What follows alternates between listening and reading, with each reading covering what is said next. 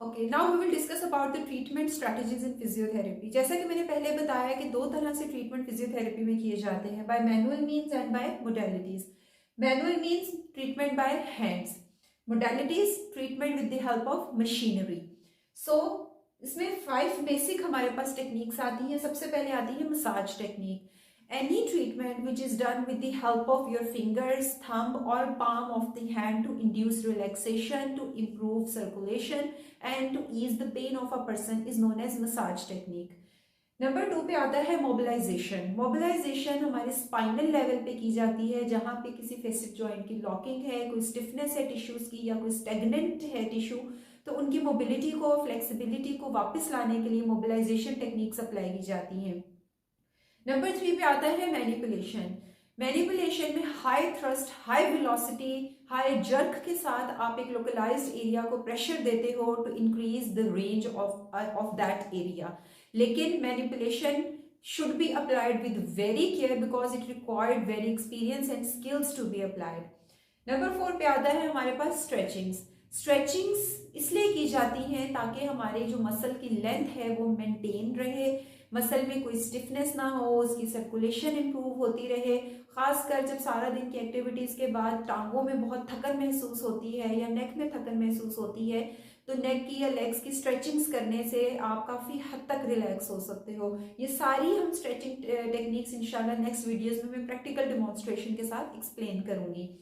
Then comes आइसोमेट्रिक्स। आइसोमेट्रिक्स ऐसी exercise है जो मसल को स्ट्रेंथन करने के लिए आप करते हो, मसल की स्ट्रेंथ को गेन करने के लिए, मेंटेन करने के लिए आप करते हो। इसमें आप मसल की लेंथ सेम रहती है लेकिन मसल की टोन जो है वो चेंज होती है।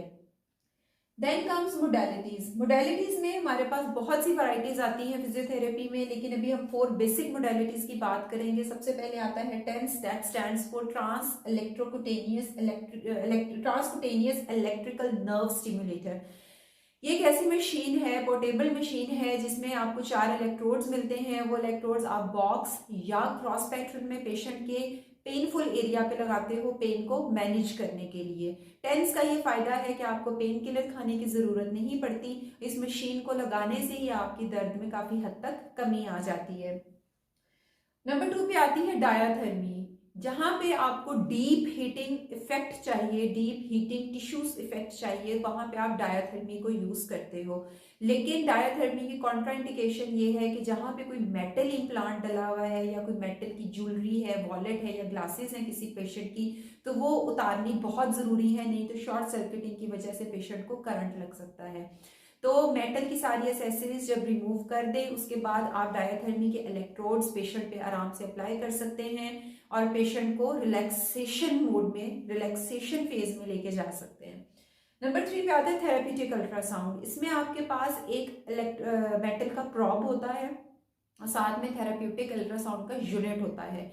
इसमें आप एक्वासोनिक जेल जो है वो एक लोकलाइज्ड एरिया पे अप्लाई करते हो। वो लो बैक हो सकती है, back of the knee joint और back of the ankle joint. उस जेल को लगाने के बाद आप प्रॉप को आहिस्ता आहिस्ता से स्मॉल सर्कल्स में या पैटर्न ऑफ 8 में घुमाते हो ताकि बेहतर तरीके से सोनिक्स की वेव्स को आप बॉडी के अंदर ट्रांसमिट करके पेशेंट की पेन को मैनेज कर सको। लास्ट में आता है EMS, that stands for electrical muscle stimulator.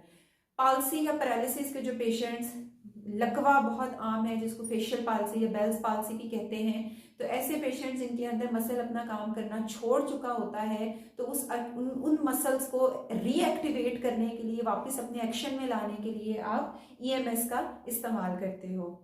So this is the end of today's video. I hope कि ये वीडियो आप सबके लिए इंफॉर्मेटिव रही होगी। जो भी क्यूरीज या क्वेश्चंस हैं प्लीज आप कमेंट बॉक्स में पूछ सकते हैं।